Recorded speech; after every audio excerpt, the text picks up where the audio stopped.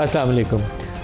वैसे तो पाकिस्तान में जो बरसात के नतीजे में तबाही है उसी के ऊपर हमें सबको रोज़ाना की बुनियाद के ऊपर फोकस रहना चाहिए। हमने गुज़श्ता रोज़ पूरा प्रोग्राम उसी इशू के ऊपर फोकस रखा और बुनियादी नुक्ता यही था कि जो अपनी कोताहियाँ हैं उससे सीखते हुए जो पिछले 10-15 साल हमने हर दूसरे तीसरे साल पाकिस्तान को तबाही से दुचार करते हैं, उससे निकलने के लिए अपनी हिकमत अमली, अपना मनसूबा क्या है उसके ऊपर काम करना चाहिए। क्लाइमेट चेंज का इम्पैक्ट है उसको भी पता है हमें, उसके लिए तैयारी पकड़नी चाहिए। साल का 1500-1200 अरब रुपया जितना भी डेवलपमेंट स्कीम्स पे लगाते हैं वो क्लाइमेट को सामने रखते हुए लगाना चाहिए। लेकिन उससे बड़ी ज़्यादती जो हम अपने साथ खुद करते हैं कि सारे जंगलात हमने काट दिए, जो ग्रीन एरियाज से उसकी प्रोटेक्शन के लिए लॉ कोई नहीं है, उसको हमने हाउसिंग सोसाइटीज़ में ऐसे बदला है कि पूरे पाकिस्तान में हमें ग्रीन एरियाज़ की तबाही कर दी है। पंजाब में ख़ास तौर पर मोटरवे के साथ साथ आप जाना शुरू करें तो आपको पता चलता है कि अपना मुस्तकबिल आपने खुद अपने हाथों दाव पे लगा दिया। शहरों के अंदर आ जाएँ तो जितने पानी की गुजरगाहें थी उसके ऊपर कब्ज़ा करके हमने सोसाइटीज़ और प्लॉट्स बना दिए, कहीं प्लाजा खड़ा कर दिया है, कहीं उसको नैरो डाउन कर दिया है। चंद हफ्ते पहले पिंडी में सवा वाले इलाके के अंदर तबाही हुई थी और वहाँ पे भी दोनों तरफ सोसाइटीज़ हैं। जो नेचुरल वाटर का चैनल था उसको हमने नैरो डाउन कर दिया कोई 100-150 मीटर, और वहाँ से एक तरफ भी प्लाजा है, दूसरी तरफ भी प्लाजा है, दरमियान से पानी जितना तंग गुजरगा थी वो बहाव आएगा तो वो तबाही फेरेगा। तबाही उसने फेरी है और ये पूरे पाकिस्तान में हो रहा है। आज कराची में हो रहा है, कल बुनेर में हुआ था, स्वात में हो गया। तो हर जगह पे एक ही इशू, वो इंक्रोचमेंट्स हैं, वो कब्ज़ा है, बेहंगम डेवलपमेंट है बग़ैर किसी स्कीम पे। और जहाँ भी पानी की कुदरती गुजरगाह को कब्ज़े से आप रोकेंगे वहाँ तबाही होगी, चाहे 20 साल बाद हो चाहे 30 साल बाद हो, वहाँ पानी आएगा दोबारा, वो गुजरगाह बनती इसीलिए। लेकिन आज प्रोग्राम का आगाज़ हम करेंगे कुछ ख़बरें हैं जो अभी सोशल मीडिया के ऊपर जिनका ज़्यादा फोकस है। कहा यह जाता है कि आर्मी चीफ़ ने, ये हमने क्रॉस चेक किया है मुख्तलिफ बिजनेसमैन से, कि सितंबर 2024 में बिजनेसमैन से उनका इंटरेक्शन था जिसमें उन्होंने कहा कि पाकिस्तान में नए सूबों की ज़रूरत है। अब नए सूबों के ऊपर माजी में भी वक्तन फ़वक्तन बात हुई। पंजाब को 2 हिस्सों में, जनूबी पंजाब को एक सूबा बनाने की बात हुई। पीटीआई के अंदर एक ग्रुप बाकायदा शामिल किया गया नून लीग से तोड़ के, और उनको स्लोगन यही दिया गया था, जनूबी सूबा पंजाब महाज। बाद में वो जब शामिल हो गए, पीटीआई की हुकूमत बन गई, उसके बाद वो अपने उस स्लोगन को, उस नारे को, मैनिफेस्टो को भूल गए। इसी तरीके से हज़ारा सूबे की बात होती है। कई और दफ़ा भी मुख्तलिफ इलाकों के ऊपर, बलूचिस्तान में चले जाएँ तो बलोच और पख्तून इलाकों के ऊपर भी बात होती है कि वहाँ सूबे और बनने चाहिए। एक चीज़ जो सबसे बुनियादी हमारे सामने रहनी चाहिए, लिसानी बुनियादों के ऊपर जब भी आप रीड्राइंग ऑफ बाउंड्रीज़ करेंगे तबाही का रास्ता होगा। पहले सबसे एडमिनिस्ट्रेटिव और इकनॉमिक वायबिलिटी देखी जाती है। भारत ने आज़ादी के बाद इसके ऊपर ज़्यादा अपनी टांगें नहीं फंसाई, पाँव नहीं, वो होता है ना एड़ियाँ रगेड़ना कि नहीं बनाने ही नहीं है, उन्होंने बनने दिए सूबे। वो 55-60 पे भी चले गए, उनको कोई इशू नहीं हुआ। लेकिन इकनॉमिक वायबिलिटी बुनियाद होनी चाहिए। बुनियाद ये नहीं होनी चाहिए कि लिसान की बुनियाद पे बना दें, वो तबाही वाला रास्ता होगा, वरना नफ़रत फैलेगी। अभी भी जो बात हो रही है उसके अंदर बुनियादी नुक्ता एडमिनिस्ट्रेटिव ईज़ होना चाहिए। लोगों को सहूलत कैसे मिलेगी, कैसे अच्छे तरीके से मुल्क का इंतज़ाम चलाया जा सकता है, गुड गवर्नेंस कैसे लाई जा सकती है, वसाइल की निचले सतह तक तकसीम कैसे मुमकिन हो सकती है, तो उसके ऊपर आपको कुछ लेजिस्लेशन करनी पड़ेगी, ब्रेनस्टॉर्मिंग, और सबसे बड़ा सियासी इत्तेफाक राय पैदा करना पड़ेगा। जो बड़ी सियासी जमातें हैं उनको इंगेज करना पड़ेगा, प्रोविंशियल असम्बली से करारदाद पास करनी पड़ेगी, यही तरीकाकार है।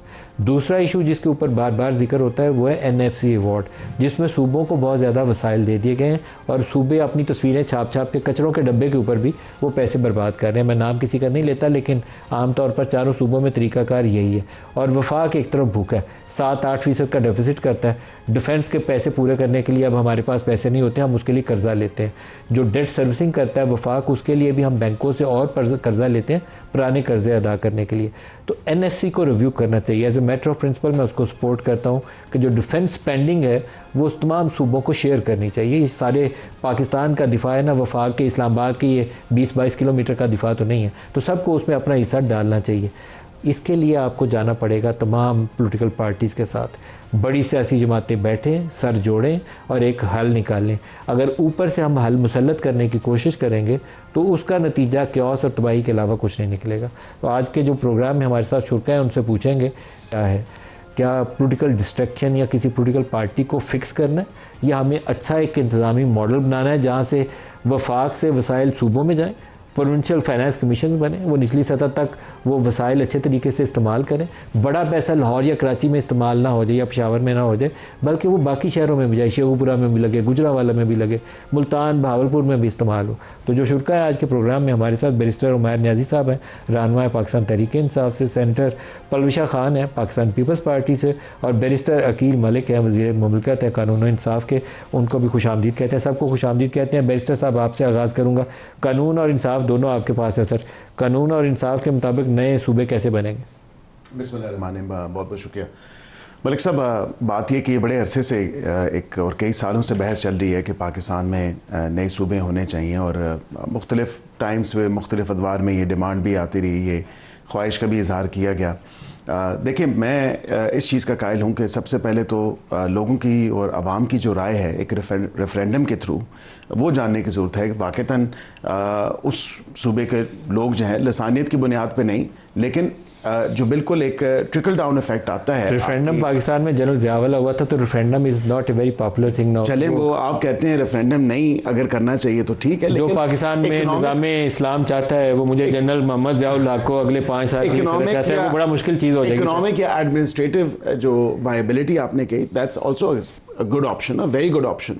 आप उस हवाले से उसको देख लें। आप सूबों की बात करते हैं कि सूबे बनने चाहिए, लेकिन सूबों के साथ एक और ये भी मामला है कि आप एडमिनिस्ट्रेटिव यूनिट्स की तरफ देख लें। आप अपनी जो ऑलरेडी एग्जिस्टिंग सूबे हैं उनमें अगर साउथ और नॉर्थ के ऊपर या डिविजन्स के ऊपर अगर आप देख लें, तो वो रिसोर्सेज आप उन डिविजन्स में या उन यूनिट्स में की हद तक वो एलोकेट कर दें। सो कोई ब्रेनस्टॉर्मिंग किया आप लोगों ने? देखिए, अभी फिल वक्त हुकूमत के किसी भी लेवल पे हमारे जो है सूबों की फॉर्मेशन के हवाले से तो कोई डिस्कशन उस हवाले से नहीं है, लेकिन इसके लिए आपने बिल्कुल जिस तरह का पॉलिटिकल कंसेंसस की ज़रूरत है, बिल्कुल कॉन्स्टिट्यूशनल इश्यूज़ हैं जिस तरह आपने NFC अवार्ड का जिक्र किया, उस हवाले से भी देखने की ज़रूरत है। सो मेनली आपको काफ़ी चीज़ें इसमें देखनी पड़ेंगी, और इकोनॉमिक और एडमिनिस्ट्रेटिव वायबिलिटी को देखना पड़ेगा, लसानियत की बुनियाद पर नहीं। सो आई एग्री। सर, आपको कॉन्स्टिट्यूशन रीराइट करना पड़ेगा, ये आप ज़हन में रखिएगा, उसके बगैर ये हो नहीं सकती। दो कॉन्स्टिट्यूशनल अमेंडमेंट होगी, जाहिर बात है, पूरा कॉन्स्टिट्यूशन रीराइट करना पड़ेगा। जो आप 27वीं तरमीम कहते हैं ना, तो 27वीं तरमीम कोई एक सब्जेक्ट नहीं होगा, बल्कि वो बहुत सारी जो आइन की शिकें हैं उनको छेड़ना पड़ेगा, फिर आप यहाँ तक पहुँच सकते हैं। ब्रॉडर प्रोविजंस जो आर्टिकल्स की हैं विद इन द कॉन्स्टिट्यूशन, उनको आपको बिल्कुल अमेंड करना पड़ेगा, फिर then you can pave the way for these amendments. उसी के लिए आपको पॉलिटिकल कंसेंसस चाहिए ना। तो पॉलिटिकल कंसेंसस अब नून लीग के पास 2/3 अक्सरियत नहीं है, इत्तेहादियों के साथ मिला के हुकूमत की अक्सरियत है 2/3। नून लीग के पास अक्सरियत है ही नहीं है, लेकिन फिर भी सब कुछ कर सकती है। इत्तेहादी हो साथ तो बिल्कुल कर सकते हैं, और कॉन्स्टिट्यूशनल अमेंडमेंट इत्तेहादियों की सपोर्ट के साथ ही पॉसिबल है, अदरवाइज मतलब आपके साथ अगर कल बैरिस्टर साहब भी वोट कर रहे हो तो मुझे सरप्राइज नहीं होगा। पाकिस्तान में सब कुछ पॉसिबल है। मैं तो दावत दूंगा अगली तरमीम पे हमारे साथ वोट। बैरिस्टर साहब ये आ रही है, देखा ना, इशारा दे गए हैं 27वीं तरमीम का। नहीं, सबसे पहले तो ये बताएं इत्तेहादी की डेफिनेशन क्या है, तब पता चलेगा ना कि वाकई जिसको जफ्फा डाल लिया जाए सर। नहीं, या जो इनको जफ्फा डाल ले। जफ्फा 2 तरीके से डलता है, एक प्यार वाली तरह से और दूसरी तरह से भी डलता है। दोनों वाले जफ्फे शामिल कर लें। चले, मतलब फिर ये उसी तरह एक प्यार वाला भी और दूसरा वो जिसको कहते हैं तेन भजन नहीं देना जफ्फा बाल। क्योंकि देखें, पिछली भी 26वीं आईनी तरमीम में इन्हें पता तब चला था जब सारी चीज़ें फाइनलाइज हो गई थी। अब इनके इत्तेहादियों के लिए भी तभी पता चलेगा सर, तब भी बिल्कुल। और ये देखें ना, ये ख़तरनाक होता है। बुनियादी तौर पर देखें, बहुत अच्छा भी काम हो मगर टाइमिंग उसकी गलत हो तो वो भी नहीं जो है ना सूबे बनने चाहिए। पहले प्रिंसिपली बात कर लेते हैं। प्रिंसिपली जहाँ तक मेरा ज़ाती है, मैं तो समझता हूँ कि बनने चाहिए, क्योंकि पाकिस्तान में एडमिनिस्ट्रेटिवली अगर आप ढांचे को देखें, आपकी ब्यूरोक्रेसी कभी भी लाहौर का GOR नहीं छोड़ती। अगर बलूचिस्तान के हालात देखें, बलूचिस्तान का अफसर जो कि किसी छोटे ज़िले में भी रखा होगा वो क्वेटा से बाहर नहीं जाएगा। तो अगर सूरत हाल ये होनी है, अगर हमने वही अंग्रेज़ के स्टाइल से चलाना है तो ये वर्केबल नहीं है। वर्केबल एडमिनिस्ट्रेटिव यूनिट्स हों, मगर देखें साथ साथ सेनेट की नुमाइंदगी को देखना पड़ेगा। आप देखें, सपोज़ बलूचिस्तान ही उठा लें, आप बलूचिस्तान के 3 सूबे कर दें, पंजाब के 2 कर दें, तो सेनेट वाइज आप कितना इम्बैलेंस क्रिएट कर देंगे। तो बहुत सारे इस तरह के इश्यूज़ हैं, वो भी देखना पड़ेगा। फिर जो इकोनॉमिक वायबिलिटी, देखें इकोनॉमिक वायबिलिटी बन जाएगी जब एडमिनिस्ट्रेटिव यूनिट्स छोटे होंगे, ये मोर फंक्शनल होंगे, ये बेहतर टैक्स कलेक्शन करेंगे और ब्यूरोक्रेसी भी बेहतर हो जाएगी। देखें, फिर लोकलाइज ब्यूरोक्रेसी भी आएगी। अभी हमारा क्या हो रहा है कि एक फेडरल लेवल की ब्यूरोक्रेसी है जो इस मुल्क पे हुक्मरानी कर रही है। जब तक वो भी जोर नहीं टूटेगा, आप देखें क्या चीफ सेक्रेटरी बनना उन्हीं का हक है। प्रोविंशियल केडर से कितने कोई लोग हैं जो ऊपर आते हैं। सूबे बनने चाहिए? देखिए एडमिनिस्ट्रेटिवली इसको फिक्स तो नहीं, अगर पंजाब के लिहाज से कहें, देखिए हमारी गवर्नमेंट ने कमिट किया था, हमने वर्किंग साउथ पंजाब का सेक्रेटेरिएट भी बनाया, आज उसको ताला लगा हुआ है। कम से कम एक्चुअली मैं इस पे गवाह हूँ इन चीज़ों का, मुख्तलिफ का सारी ऑन एयर बयान नहीं कर सकता, लेकिन उस वक्त आप लोगों की इंटेंट कोई अलहदा सूबा बनाने की नहीं थी, सिर्फ उस ग्रुप को एम्ब्रेस करने के लिए आप लोगों ने एक स्लोगन जो था उसको पॉपुलर स्लोगन देना था उस ग्रुप को, जो नून लीग के आपने बंदे 15-16 तोड़ने थे, मगर हम आपने बनाया और चला दिया। पहना सके कि हमारे पास उस तरह की मेजॉरिटी थी। देखें सूबे के लिए सबसे ज़रूरी क्या है कि उस सूबे से रेजोल्यूशन भी आपको चाहिए, फिर आपको मरकज़ में 2/3 चाहिए। हम तो अभी तो 4 सूबे हैं ना, क्या 10, 12, 14, 15, 20 कितने बने? ओवरऑल अगर पंजाब के लिहाज से देखें, पंजाब में 2 तो बनते हैं, 2 तो किसी को भी उसमें उभाम नहीं है कि साउथ और अपर पंजाब में बहुत ज़्यादा फर्क है। पंजाब को 3 हिस्सों में तकसीम कर दिया। 2 में तो कम से कम कर सकते हैं, अगर 3 में नहीं करते। 3 में अगर करें तो आपके जिस तरह से देखें, ये जो पोटवार रीजन है, पोटवार रीजन अपना कह सकते हैं कि हमारा हो, मगर देखें कुछ चीज़ें फिर बहुत ज़्यादा भी हो जाएंगी, कहीं तो आपने स्टॉप भी लगाना है अपनी फाइनेंशियल कैपेसिटी को देखते हुए। पता चले हर चीफ मिनिस्टर जो है ना गड्डियाँ कमाई जा रहे हैं, अपनी असम्बली बनाई हुई है, लेकिन वो इकोनॉमिक वायबिलिटी ज़हन में रखिएगा। देखिए हमारे यहाँ तरक्की आई किधर है, जहाँ का चीफ मिनिस्टर आया, आप इलाकों की तारीख उठा के देख लें ना, वज़ीर आज़म भी आया तो वो अपने इलाके में सबसे पहले तरक्की लेके गया, तो इसीलिए सूबों में डिमांड क्यों आ रही है? अगर आप बताएं, अगर सिंध में पीपल्स पार्टी की हुकूमत है, जरदारी साहब वहाँ 4 सूबे बनाने की करारदाद असम्बली से पास करवा देते हैं, तो आप हो सकता है लाड़काना में तो हुकूमत बनाने में कामयाब हो जाए, लेकिन सक्खर, हैदराबाद, कराची, वहाँ तो हो सकता है फिर मुस्तफ़ा कमाल की हुकूमत हो। देखिए बात यह है कि ये मैं एक बात से एग्री करती हूँ क्योंकि हम सब सियासत के तालिब इल्म हैं, हमें ये समझ आती है कि जहाँ धुआं वहीं से उठता है जहाँ कहीं छोटी मोटी कोई चिंगारी हो सकता है कहीं इस पर गौर अभी पार्टी किसी हमारी पॉलिटिकल पार्टी तक तो हुकूमत ने कोई अपनी इंटेंट नहीं पहुंचाई या कोई ऐसी बात नहीं की, लेकिन बहरहाल ये एक बहुत बड़ा फैसला है, ये आइन का ढांचा तब्दील करने के मुद्दे।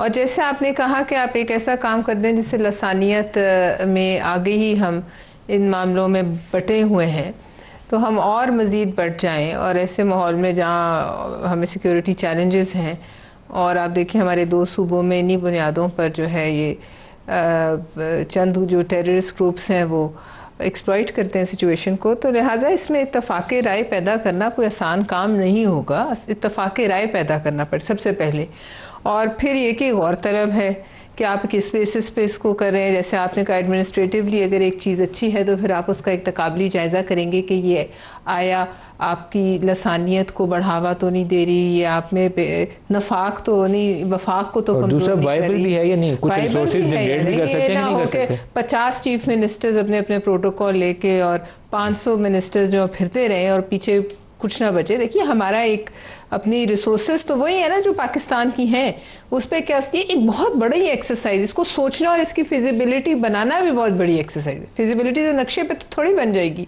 इसके जो प्रोज एंड कॉन्स हैं उनको वे करना कि भाई आप तोलना कि इसमें अच्छाई क्या है बुराई। लेकिन ये बहरहाल बाद में एक तो ये है कि इसका आइन का ढांचा तब्दील करना पड़ेगा, आया वो हो सकता है उस पर सब जो है वो एग्री होंगे या नहीं होंगे, सब इत्तफाक करेंगे, ये बहुत बड़ी बात है। और दूसरी बात यह है कि देखिए फ़िलहाल तो जो हुकूमतें बैठी हैं जिस भी सूबे से आई हैं, जो उनके पास मैंडेट है वो अपने सूबे के मैंडेट का या अपने इलाके के मैंडेट का, या जहाँ भी उनसे उनको जीत हुई है वो उस इलाके के मैंडेट की अमीन है, चाहे बहरहाल आप उन्हें माने या ना माने, तो लिहाजा उनसे तो बात करनी पड़ेगी। तो एक भी शिक तब्दील करनी होती है तो आपको 26वीं तरमीम के मौके पर याद है कि क्या हुआ। तो अगर तो हुकूमत में ऐसी कोई सोच है, जैसे भी बैरिस्टर साहब ने कहा कि एक और अगली बैरिस्टर साहब ने कहा अगली तरमीम में, तो अगली तरमीम को एंटिसिपेट कर रहे हैं, बताएं अगली तरमीम में क्या है, फिर इस पे मैं आपको जरा बेहतर बैरिस्टर साहब थोड़ा सा आप ये तो रोशनी डालें कि 27वीं में आप क्या चीज़ें कंसिडर करें। देखिए मलिक साहब, बात यह है कि मैंने कई प्रोग्राम्स में जिक्र किया कि फिल वक्त as we speak right now, और आज तो डार साहब से भी ये बरतानिया में सवाल हुआ और कुछ वहाँ के साफ़ियों ने सवाल किया, तो उन्होंने भी कहा कि 27वीं तरमीम की ज़रूरत नहीं है, और हम भी यही कहते आए हैं कि 27वीं तरमीम, पहली तो बात है हम किसी भी ऐसी तरमीम पे काम नहीं कर रहे, कोई ऐसा ढांचा नहीं है, कोई ऐसा ड्राफ्ट नहीं है, कोई ऐसा प्रपोजल नहीं है। हाँ, अगर उसकी ज़रूरत महसूस की गई कि कानून के अंदर या आइन के अंदर कोई तब्दीली लानी है, कोई चेंजेस लानी है, कोई अपडेट्स लाने हैं, तो सबसे पहले हम हुकूमती लेवल पे काम करेंगे, फिर इत्तेहादियों के साथ मशावरत करेंगे। जब तक वो कंसेंसस रीच नहीं होगा, और ब्रॉडर कंसेंसस रीच करने की ज़रूरत है। बिलावल साहब ने भी यही बात की, बिलावल साहब ने भी यही कहा कि मेरे से किसी वज़ीर ने, किसी पार्टी के मेंबर ने, किसी पार्लियामेंटेरियन ने रब्ता नहीं किया, वज़ीर आज़म ने रब्ता नहीं किया, क्योंकि किसी आइनी तरमीम पे काम हो ही नहीं रहा।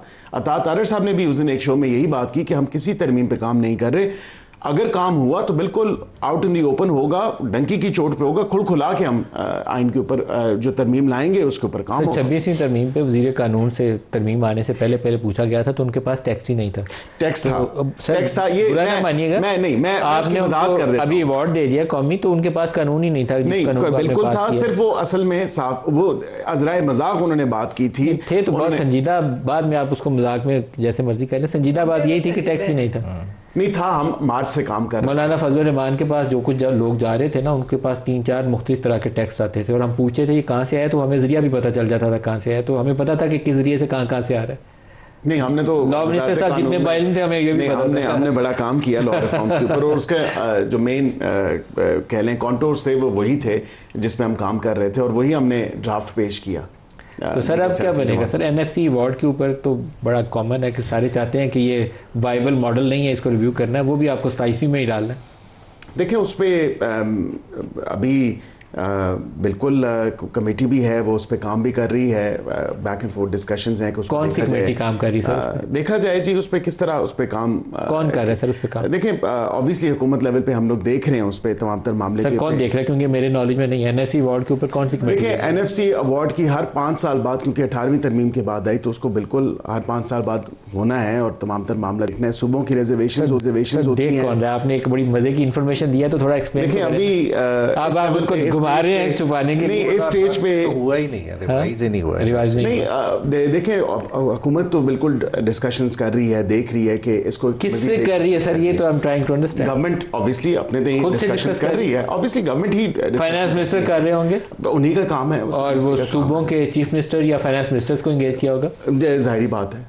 तो उसकी कुछ बताएं। देखिए मेरी सबसे मजे की खबर तो ये, आज की सबसे बड़ी खबर ये है कि एनएफसी के ऊपर एक कमेटी काम कर रही है। प्रोसीडिंग्स तो उस कमेटी का who is heading that committee? Finance minister. देखिए फाइनेंस का काम है, मैं उससे ज्यादा आप जो है रोशनी नहीं डालूंगा। अभी ब्रेक में पूछ लेते हैं उस पर आ जाए तमाम तर मामला, तो फिर वो सामने होगा। और इन एनी केस हमारे इत्तेहादी जमातें हैं, हम इत्तेहादी जमातों के साथ मिल के उसकी डिस्कशन इत्तेहादियों से मुशावरत किए। बिल्कुल इत्तेहादियों के साथ मुशावरत होगी, बिल्कुल उनको हम कोई भी लेजिस्लेशन है पूछ ले, बोथ हाउसेस ऑफ पार्लियामेंट आपके सूबाई फाइनेंस मिनिस्टर कौन है? डिस्कशंस होती हैं, फिर उसके बाद लेजिस्लेशन पूछती है। देखिए सबसे बेहतर ये है कि आप जो वफाकी फाइनेंस मिनिस्टर जो है उनको फ़ोन कीजिए, उनको फ़ोन पे लीजिए, उनसे पूछ लीजिए कि क्या हो रहा है। हमारे इल्म में ये बात, आज की वैसे सबसे बड़ी खबर ये है कि एनएफसी के ऊपर कमेटी काम कर रही है। एनएफसी पे बहुत बड़ी खबर है, एक बहुत बड़ा मतलब काम हो रहा है, तो जाहिर है पता होना चाहिए। इत्तेहादी बेस्टर साहब को पता होगा, इनके पास अंदर की खबरें होती है। सर आपको पता है? देखिए जो डॉन में पिछले दिनों एक छोटी सी खबर ये आई थी कि 2010 से हमारा एनएफसी अवार्ड रिवाइज ही नहीं हुआ। अब रिवाइज करने की बात चल रही है, इतने 14-15 साल के लैप्स के बाद रियलाइजेशन हुई है। बात है कि अभी आप रिवाइज भी करें किस तरह से? बात है आप इन्वायरमेंट ही नहीं क्रिएट करें, और लड़ाई किस चीज़ की हो रही कि हम पाए नहीं बड़ा कर पा रहे। देखिए छोटे छोटे मुल्क हैं, मतलब आज मैं एक ऑटोमोबाइल एसोसिएशन का एक कॉन्फ्रेंस ही अटेंड की इधर सरीना में। देखिए वियतनाम के वो जो फिगर्स देख रहे थे, बंदे को शर्म आती है। वियतनाम जैसा मुल्क $400 बिलियन की एक्सपोर्ट कर रहे हैं एनुअली। हम किधर बैठे, हम $40 बिलियन भी नहीं टच कर रहे हैं। 31-32 अरब डॉलर की। तो हम इन्हीं चीज़ों पे लड़ेंगे कि जी वफाक के पास कम हो गया। बात है हम अपने ह्यूमन रिसोर्स को तो डेवलप करें। हमारी जो ऑलरेडी इंडस्ट्री है उसको हम प्रोटेक्ट नहीं कर रहे। हमने IMF के कहने पे जो है ना सारा कचरा अलाउ कर दिया। हम क्या कह रहे हैं कि 2035 तक जी हम टैरिफ फ्री हो जाएंगे, जो मर्जी इधर आके जो मर्जी जंक फेंकता रहे। हम अपनी इंडस्ट्री को प्रोटेक्ट करने का नहीं सोचे, हम और तरह की लड़ाइयों में लगे हुए हैं जो कि बड़ी बात है कि आज हम अपनी एम्प्लॉयमेंट नहीं बचा पाएंगे तो बाहर के ये मुल्क हमें इस तरह मिनटों में खा जाएंगे। असल चीज़ क्या है कि अपनी लोकल इंडस्ट्री को ब्रॉडन करें, अपने किसान को प्रोटेक्ट करें, अपना पाए बड़ा करें, फिर सबको शेयर मिल जाएगा। एनएफसी में क्या करें सर? एनएफसी देखें वो आपकी रिवीजन वाली बात ठीक है। देखें कि आप ये नहीं कर सकते कि वफाक खाली जो है ना पैसे बांटे। वफाक ने भी तो कुछ ना कुछ करना है ना। वफाक की नहीं, देखें आप वफाक के सर पे कर्जे लेते हैं ना, आपको सूबे के सर पे तो कर्जा नहीं मिलता। सॉवरेन गारंटी किसने देनी है? वफाक ने देनी है। फिर जो सारा है आप सारे का सारा फिक्स शेयर ले लेते हैं सूबे, फिर सूबे वो भी नहीं गारंटी करते कि हर इलाके में खर्च होगा। अब मेरा पैसा सारा लाहौर में खर्च हो जाएगा, क्या मियाँ वली का उसमें हक नहीं है? क्या लिया का उसमें हक नहीं है? वो सारे जो है ना मुंह तकते रह जाते हैं। तो देखें ओवरऑल बाइफर्केशन ट्रांसपेरेंसी लाने की ज़रूरत है। आप इंश्योर करें कि हर पैसा जो सूबे को जा रहा है वो डाउनवर्ड यूनियन काउंसिल तक खर्च होगा, और इसी तरह इंश्योर करें कि वफाक के पास जो आना है उसकी नीड्स के मुताबिक हो। सर जब भी ये NFC वार्ड की बहस छिड़ेगी ना तो दोबारा नए सूबों का भी बहस छिड़ेगी। या तो आपको डिस्ट्रिक्ट्स को रिसोर्सेज ट्रांसफ़र करने पड़ेंगे अंडर प्रोविंशियल फाइनेंस कमीशन, कोई फार्मूला एग्री करना पड़ेगा। अदरवाइज यही होगा कि जहाँ चीफ मिनिस्टर बैठा होगा वहीं पे पैसा उसी का जिला बात तरक्की करेगा, बाकियों का बेड़ा गर्क हो जाएगा। जैसे आप कह रहे हैं लिया, बावलपुर, सरगोदा, इन जगहों पे पैसा कम जाता है क्योंकि लाहौर में सारा पैसा आप उधर लगा देते हैं। आज भी देखें लाहौर जो है अभी कैपिटल जिसमें हम बैठे हैं इसके 3-3.5 किलोमीटर में सारी तरक्की हो रही है। इवन इस आउटस्कर्ट्स का क्या हक नहीं है? ये आज पलशा इसके ऊपर कोई तकरीर कर रही थी, क्या थी वो जी ब्रिजेस से जिस पे क्या रोल? जी मैं तो ये कह रही थी जिस तरह आपने बात की थी, मैं कुछ खैर ये मेरा अपना एक सोच है कि अननेसेसरी डेवलपमेंट भी नहीं होनी चाहिए। हमारा जो ये बन गया एक डेवलपमेंट का मॉडल कि सड़कें ज़्यादा हो, अंडरपास बिला वजह दरख्त काट काट के अब बिला वजह कंक्रीट के स्ट्रक्चर्स बनाए हैं। और फिर जब वो बनाते हैं जल्दी में, जो आज मैंने बात की, जब वो जल्दी में बनते हैं सिर्फ कारकर्दगी दिखाने को, हालांकि मैं नहीं समझती कारकर्दगी जो है वो ये सड़कें अंडरपास होते हैं तो क्या होता है। जैसे यहाँ बना, अल्लाह के आज उस पर तलाल साहब ने कोई उसकी वजाहत दी, लेकिन ये जो आपके यहाँ बना है इस्लामाबाद क्लब के साथ सरीना के सामने, तो सुनने में आया कि उन्होंने नालों को बंद कर दिया जल्दी में, और उधर डिप्लोमेटिक एनक्लेव की कई एम्बेसीज डूब गई जिसकी शायद शिकायत भी हुई प्राइम मिनिस्टर को। इसी तरह ईरान एवेन्यू पे अगर आप कभी जाएं तो उसमें कई फुट गाड़ी में जो डिप्रेशन हो गया, क्यों? इसलिए कि उसकी शायद कंपैक्शन नहीं की है, क्या मतलब जल्दी अनाउंसमेंट्स। और आज इस्लामाबाद जैसा शहर, वो भी इतनी दरख्तों की कटाई हुई है कि हम लोग डेंजर जोन में आ गए हैं। यहाँ भी अलर्ट जारी हुआ है, जगह जगह अलर्ट जारी हुए। अब आप KPK के हवाले से आपने जैसे कहा, KPK ले लें या कोई और, पंजाब भी ले लें, यहाँ से मोटरवे पे आप चढ़ें, उल्टी सीधी जाली सोसाइटीज जब वो सारा ही तबाही कर लेती हैं फिर हमें पता चलता है तो जाली थी।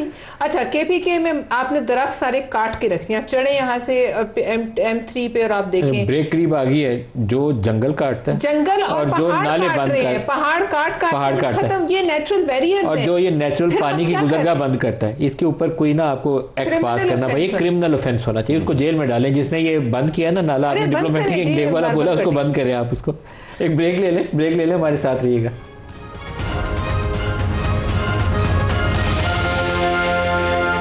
प्रोग्राम में दोबारा खुशामदीद कहते हैं।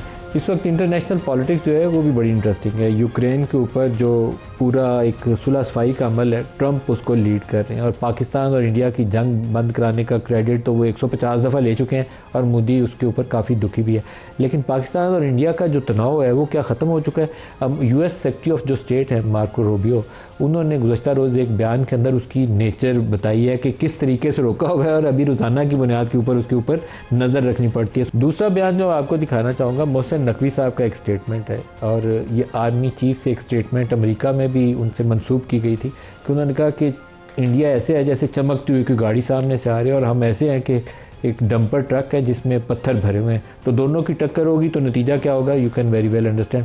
हमारे यहाँ इसकी काफ़ी वजाहतें भी बाद में आई और मुख्तलिफ चीज़ें आई, कुछ और भी उसके हिस्से थे जिस पे इंडिया में काफ़ी शोर मचा, लाइक एक न्यूक्लियर इशू के ऊपर उनका बयान था, और मेरे ख्याल में बयान उनका कुछ ज़्यादा गलत नहीं था कि अगर कोई हमसे पंगा लेगा तो हम जवाब में क्या करेंगे, ये सबको दुनिया सारी को पता है।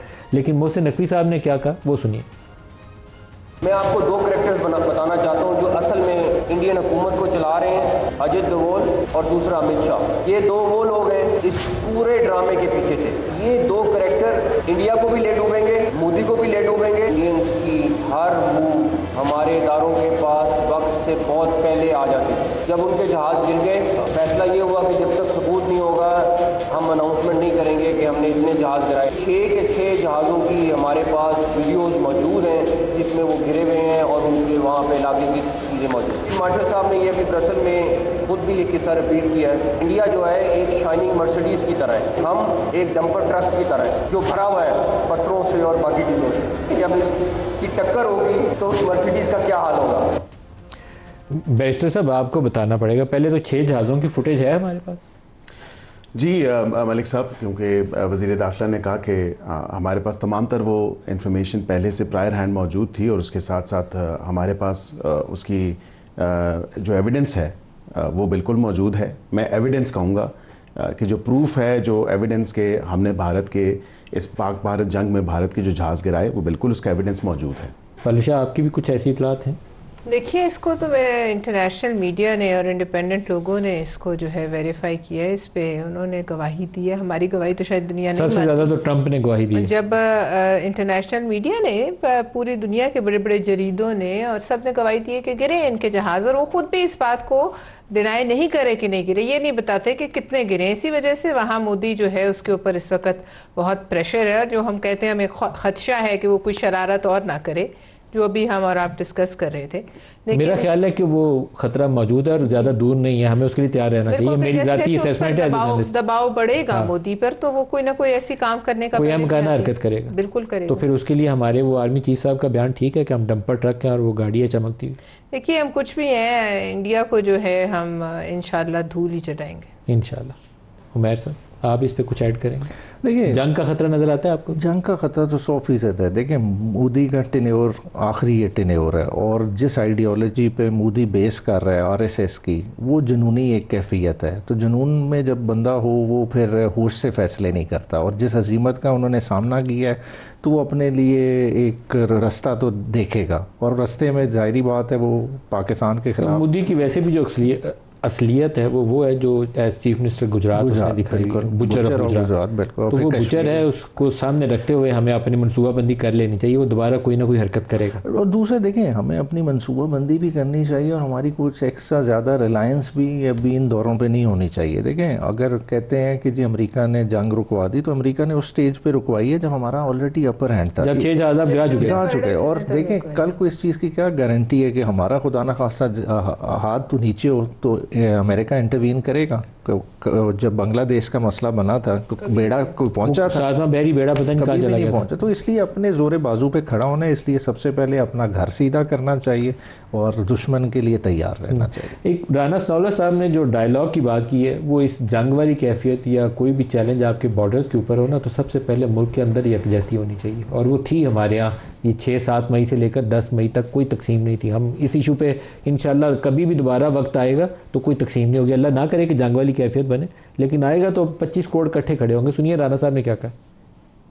प्राइम मिनिस्टर ऑफ पाकिस्तान ने पूरी अपोजिशन को मुखातब करके कहा कि हम आपके साथ बैठने को तैयार हैं, हम डायलॉग करने को तैयार हैं, हम आज भी जो है वो बैठने को और बात करने को तैयार हैं, लेकिन अगर कोई दूसरा नहीं बैठता तो भी इसकी जिम्मेदारी भी जो है वो उसी पे हो। फर्दी सियासत से कुछ नहीं मिलेगा। अगर मिलेगा जब सब सियासतदान वो टेबल पे बैठेंगी। जमहूरियत जो है वो डायलॉग से आगे बढ़ती है, डेडलॉक से नहीं आगे बढ़ती। इसमें कोई ऐसी माफ़ी वाला कोई ऐसा नहीं है कि किसी ने को हाथ जोड़ने हैं या किसी ने पाँव पकड़ने हैं। अगर आप गलती करें तो कम से कम उसका एहसास तो करें, लेकिन अगर आप एहसास करने की बजाय जो है किसी के घर को आग भी लगाएं और उसके बाद कहें कि जी ये तो आपने खुद ही लगा ली, ये रवैया जो है वो फिर तलखी को जन्म देता है, नफरत को जन्म देता है। आप ही पहले इसका उमैर साहब जवाब दे रहे हैं। 2 बातें, एक तो उनका डायलॉग से मसला हल होगा, डेडलॉक से नहीं। दूसरा उन्होंने कहा हाथ किसी के आगे जोड़ने की या पाँव को हाथ लगाने की जरूरत नहीं है। ये चीफ साहब का इंटरव्यू था जो छपा था, उसमें एक माफ़ी का तज़किरा था। तो आप बताएं इन दोनों बयानात को आप कैसे देखते हैं? अच्छा, देखें, इसमें तो वही हल है। देखें, बार बार खान साहब कह चुके कि आप क्यों नहीं इसकी जुडिशल इंक्वायरी कर, फुटेजेस सामने ले आए। देखें, 9 मई का इवेंट जिस तरह से पोर्ट्रे किया जाता है, फिर वो बहुत ज़्यादा हीनेस है। देखें, अगर मैं अगर रिस्पॉन्सिबल हूँ, फिर उसके बाद मेरा सियासत में कोई रोल बनता नहीं है, फिर हक नहीं है। अगर 9 मई किया हो, आग लगाई हो, तो फिर सियासत में कोई रोल नहीं होना चाहिए, फिर सजा मिलनी चाहिए, बनता ही नहीं। और जब किया ही नहीं है तो फिर घबराहट क्या है? क्यों नहीं फुटेजेस सामने लाते? आज भी इमरान खान साहब उसी चीज़ पे खड़े हैं, उनके लिहाज से भाई ये जुल्म की काली रात है, जितनी भी लंबी हो इसके सुबह तो होनी है, इंसाफ का सूरज तुलू होगा। आज चलें ये बातें कर रहे हैं, करते रहें, अल्टीमेटली जिस वक्त रिवील होगा तो तब हम क्या ये जस्टिफाई कर सकेंगे कि 9 मई के आड़ में जो इस पार्टी के साथ किया गया, थ्रू आउट वर्कर से लेके बल्ला छीनने से लेके इलेक्शन छीनने से लेके रिज़र्व सीट से छीनने से लेके आज तक, और सज़ाएं जो अभी रिसेंटली मिली हैं, ये सारा एक से बाब होगा। पहलू शाह, डायलॉग या डेडलॉक क्या होने जा रहा है? डेडलॉक तो ऑलरेडी है। देखिए अभी तो मुझे तो डायलॉग की आपको कोई सूरत हाल नज़र आती नहीं आती? नहीं, तो फिलहाल तो ऐसे ही चलेगा, डेडलॉक ही नज़र आता है, चलेगा जब तक कि उनकी जमात में कोई इत्तेहाद पैदा ना हो या अपने कोई लाएमल ना पैदा करे। जमात में इत्तेहाद कैसे होगा? इमरान से मिलने जाते हैं ये वो तक के चेक पोस्टों से ऊपर ही वापस आ जाते हैं, या तो फ्रीली इंटरेक्ट करें तो शायद कोई रास्ता निकले। मैं इनको तो नहीं डिक्टेट कर सकती कि क्या करें, लेकिन मोहतरमा बेनज़ीर भुट्टो ने डायलॉग का सहारा लिया था और उस डायलॉग के सहारे वो वापस आई। उन्होंने इस मुल्क में दोबारा जमहूरियत का जो है वो बीज लगाया और उस जद्दोजहद में आखिर में उनकी अपनी जान जो है उन्होंने हंसते हंसते दे दी, लेकिन उन्होंने मुल्क को दोबारा जमहूरियत की पटरी पर डाला। बाद में हमें उसके ताने मिले, लेकिन बहरहाल वो एक डायलॉग का हिस्सा था। अब ये इनका फैसला है कि इन्होंने डायलॉग करना है या इन्होंने फिर दोबारा कोई आर्म्ड जद्दोजहद करनी है। देखिए मैं ये समझता हूँ कि अगर वो तीसरी से चौथी नशिस्त में बैठते और जो मुज़ाकरात का अमल अधूरे में रह गया, अगर वो वाक़तन आगे बढ़ता और आगे जाता पूरा प्रोसेस, तो शायद कुछ इनकी बातें वो पूरी भी हो जाती। या आपका ख्याल है आप पूरी करने की पोजीशन में थे? मेरे ख्याल से देखें, जो पॉलिटिकल डायलॉग है या सियासी जमातों का आपस में बैठना है, पॉलिटिकल इश्यूज़ को डिस्कस करना है और डेडलॉक ना होना। डेडलॉक तो देखें ना, किसी भी निगोसिएशन में, किसी भी डिस्कशन डिस्कोर्स में होती है। आपने आगे फॉरवर्ड थिंकिंग होना है, आपने आगे बढ़ना है। अब ये मैं आपके प्रोग्राम से और आपके नाज़रीन को ये भी बताऊँ कि वाक़तन इनके कई ऐसे कॉलीग्स हैं जो हमारे साथ राब्ते में हैं और वो कहते हैं कि इस मामले को स्पेशली 9 मई की सज़ाओं के बाद, डिस्क्वालिफिकेशन और डी सीटिंग के बाद, वहाँ पे ये एक रेकनिंग हुई है पीटीआई के रैंक्स के अंदर। जो sitting members of the parliament हैं वो ये कहते हैं कि कोई रास्ता निकलना चाहिए, तो वो भी डायलॉग और डिस्कशन के। लेकिन सर आपने एक्सट्रीम स्टेप नहीं लिया, आपने उठा के इनको बाहर फेंका भी। लोअर कोर्ट का फैसला आपने डिस्क्वालीफाई भी कर दिया, अब नए इलेक्शन पे भी चले गए। देखिए कानून में तो यही चीज़ है। अब मुझे बताएं, मावराए आइन या कानून तो कोई ऐसी चीज़ नहीं। एक वो पुलिस वाला जो नीचे मेज़ के छुपा हुआ था, उसकी गवाही के ऊपर ही सारा कुछ हो जाएगा। अब ये अदालत ने फैसला दिया, अगर वो एविडेंस और वो जजमेंट स्टैंड नहीं करेगी हायर फोरम पे या अपीलेट फोरम पे, तो फिर वो फैसला वहाँ पे होगा। बैरिस्टर साहब सर देखें, भाई साहब ने बात की रेकनिंग की बात है। देखें पार्टी में इस वक्त कैफियत क्या है। मेरी आज अहमद चट्टा से बात हो रही थी, वो कह रहा है कि ये एक पहला इलेक्शन होगा अभी, क्योंकि बाइकआउट वाले एक फसाद चल रही ना खान साहब की तरफ से, जो अभी लेटेस्ट इंस्ट्रक्शन अभी तक की थी। वो कहते हैं 1916 के बाद ये पहली दफ़ा होगा कि हमारे ख़ानदान का कैंडिडेट नहीं होगा। तो लोग इस लेवल तक कमिटेड है इमरान खान साहब के साथ। तो ये समझना कि भाई ये सज़ाएँ डेटर कर लेंगी। देखिए सज़ाएँ ओवरऑल जमहूरी प्रोसेस को डीरेल कर रही हैं। ये खाली हमारा नुकसान नहीं कर रही, ये ओवरऑल इस सिस्टम का नुकसान हो रहा है और ये हमें एज ए सियासतदान हम सबको रियलाइज़ करना पड़ेगा। देखिए पहले भी वो एबडो के ज़रिए सियासतदानों को निकाला, कोई सियासतदान ख़त्म हो गए, मगर ओवरऑल जमहूरियत वीक होती रही, जमहूरियत मसक होती रही। अभी भी मसला क्या है कि हम आपसी स्पेस ख़त्म कर रहे हैं और इसमें नुकसान हमारा अपना है। लेकिन परफेक्ट पॉलिटिकल जो स्पेस है वो तो मेरा ख्याल है बहुत श्रिंक हो चुकी है। मैं कई दफ़ा मैं प्राइम मिनिस्टर साहब को भी कहा था कि इंडिपेंडेंट जर्नलिज्म के लिए स्पेस आप लोगों ने ख़त्म कर दी है, तो आपकी पॉलिटिक्स के लिए भी स्पेस ख़त्म हो गई।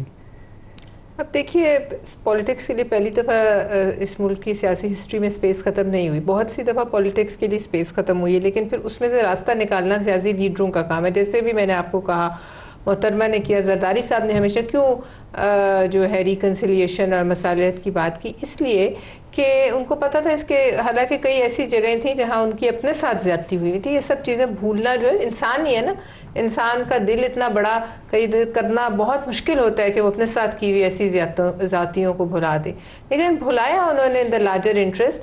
अब बात ऐसे ये है कि हर अब डायलॉग अगर लेट्स सपोज आज भी शुरू हो जाए, तो फिर दूसरी पार्टी का भी उस डायलॉग पे उसी तरह से उसी जगह से दोबारा स्टार्ट होना और उसी तरह से राज़ी होना, ये भी तो एक बड़ा सवाल है ना कि अगली पार्टी। क्लोजिंग रिमार्क सर, कोई पॉसिबिलिटी है कि कोई एक ब्रॉडर पॉलिटिकल रिकन्सिलिएशन हो जाए? देखिए पॉसिबिलिटी तो उसकी है, लेकिन जिस तरह राना साहब का आपने शॉट चलाया, और बिल्कुल उनको डायलॉग के ऊपर बिलीव करना चाहिए, डायलॉग को प्रमोट करना चाहिए, ना कि डेडलॉक के ऊपर डटे रहना चाहिए कि सिर्फ हमने बात करनी है तो इस्टेब्लिशमेंट से करनी है। अब इस्टेब्लिशमेंट कह चुकी है कि हमने बात नहीं करनी, आप सियासतदान आपस में बैठने, अपने मामला खुद तय करें। आई थिंक ये इनके लिए एक आई ओपनर होना चाहिए कि वाक़तन अब इतना टाइम गुजर गया है और जिनसे हम ख्वाहिश कर रहे हैं बात करने की, वो तो बात करने में इंटरेस्टेड नहीं, वो बार बार यही कहते हैं कि आप सियासतदान आपस में बैठें, हमारा सियासत से तो कोई लेना देना नहीं। तो अब इनको चाहिए कि फिर स्पीकर साहब, तो वो कमेटीज एग्जिस्ट करती हैं, तो पार्लियामेंट के अंदर और पार्लियामेंट के बाहर जो लीडरशिप मौजूद है वो बैठे। लेकिन वो कहते हैं कि इनके हाथ में कुछ नहीं, हम जरा हायर फोरम किसके हाथ में है? वो ये कहते हैं हायर फोरम अब मिलना ना चाहे तो हम हमारे हाथ में भी कुछ नहीं। बैरिस्टर अकील साहब, फल शाह खान और बैरिस्टर उमैर साहब, सबका शुक्रिया। आज के लिए इतना ही इजाज़त दीजिए। अल्लाह हाफ़िज़।